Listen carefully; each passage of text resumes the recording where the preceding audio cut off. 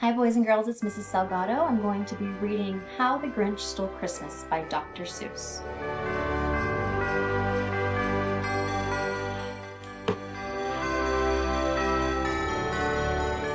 Every Who down in Whoville liked Christmas a lot. But the Grinch who lived just north of Whoville did not. The Grinch hated Christmas the whole Christmas season. Now please don't ask why. No one quite knows the reason. It could be his head wasn't screwed on just right. It could be, perhaps, that his shoes were too tight. But I think that the most likely reason of all may have been that his heart was 2 sizes too small. But whatever the reason, his heart or his shoes, he stood there on Christmas Eve hating the Whos, staring down from his cave with a sour, grinchy frown at the warm-lighted windows below in their town. For he knew every Who down in Whoville beneath was busy now, hanging a mistletoe wreath. "And they're hanging their stockings," he snarled with a sneer. "Tomorrow is Christmas, it's practically here." Then he growled with his Grinch fingers nervously drumming. I must find a way to stop Christmas from coming. For tomorrow, he knew, all the Who girls and boys would wake bright and early, they'd rush for their toys, and then, oh, the noise. Oh, the noise, noise, noise, noise. That's one thing he hated. The noise, noise, noise, noise.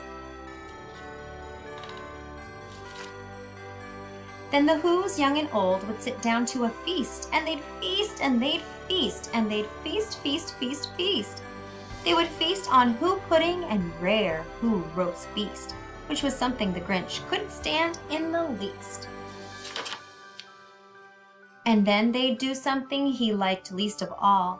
Every Who down in Whoville, the tall and the small, would stand close together with Christmas bells ringing. They'd stand hand in hand, and the Whos would start singing. They'd sing and they'd sing and they'd sing, sing, sing, sing. And the more the Grinch thought of this Who Christmas sing, the more the Grinch thought, I must stop this whole thing. Why, for 53 years I've put up with it now. I must stop Christmas from coming. But how? Then he got an idea. An awful idea. The Grinch got a wonderful, awful idea. I know just what to do, the Grinch laughed in his throat, and he made a quick Santa Claus hat and a coat.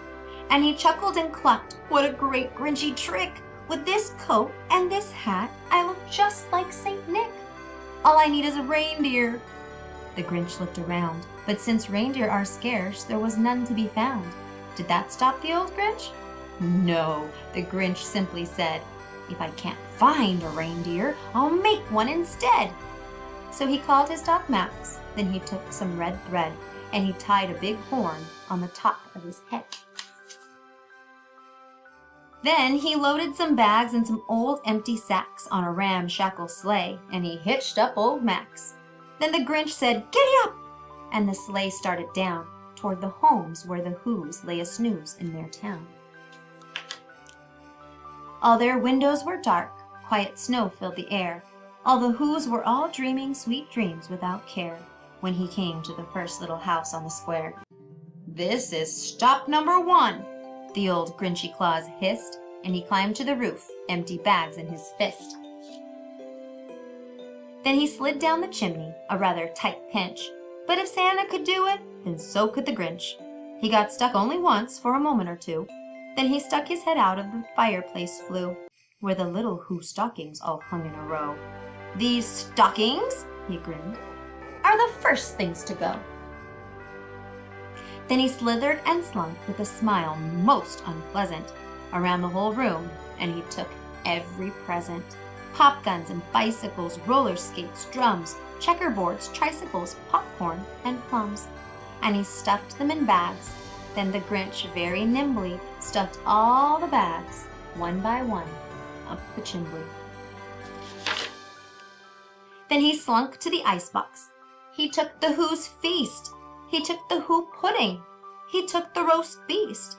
He cleaned out that icebox as quick as a flash. Why, that Grinch even took their last can of Who hash.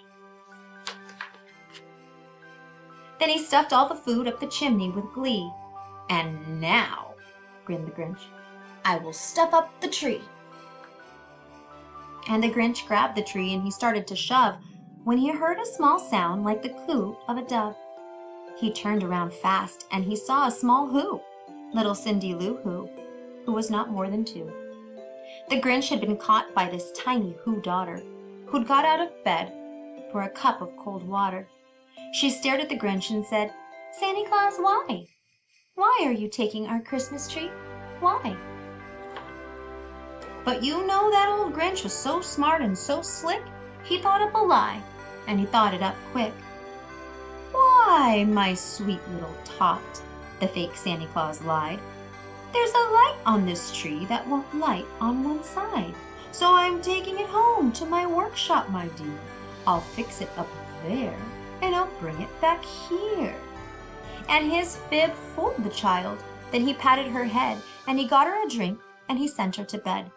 And when Cindy Lou Who went to bed with her cup, he went to the chimney and stuffed the tree up. Then the last thing he took was the log for their fire. Then he went up the chimney himself, that old liar. On their walls he left nothing but hooks and some wire. And the one speck of food that he left in the house was a crumb that was even too small for a mouse. Then he did the same thing to the other Who houses, leaving crumbs much too small for the other Who's mouses. It was 1/4 dawn, all the Who's still in bed, all the Who's still a snooze, when he packed up his sled. Packed it up with their presents, the ribbons, the wrappings, the tags and the tinsel, the trimmings, the trappings. 3,000 feet up the side of Mount Crumpet, he rode with his load to the tip-top to dump it. "Pooh-pooh to the Who's," he was Grinchishly humming. "They're finding out now that no Christmas is coming. They're just waking up. I know just what they'll do. Their mouths will hang open a minute or two. Then the Who's down in Whoville will all cry, boo-hoo." "That's a noise," grinned the Grinch, "that I simply must hear." So he paused, and the Grinch put his hand to his ear. And he did hear a sound rising over the snow. It started in low, then it started to grow. But the sound wasn't sad. Why, this sound sounded merry. It couldn't be so, but it was merry, very. He stared down at Whoville. The Grinch popped his eyes, then he shook.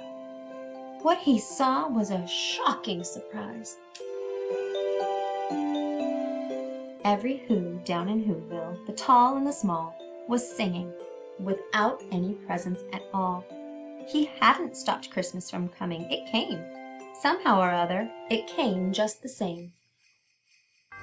And the Grinch, with his Grinch feet ice cold in the snow, stood puzzling and puzzling. How could it be so? It came without ribbons. It came without tags. It came without packages, boxes, or bags. And he puzzled 3 hours till his puzzler was sore. Then the Grinch thought of something he hadn't before. Maybe Christmas, he thought, doesn't come from a store. Maybe Christmas, perhaps, means a little bit more. And what happened then? Well, in Whoville they say that the Grinch's small heart grew 3 sizes that day. And the minute his heart didn't feel quite so tight, he whizzed with his load through the bright morning light. And he brought back the toys and the food for the feast. And he himself, the Grinch, carved the roast beast. The end. I hope you liked How the Grinch Stole Christmas by Dr. Seuss.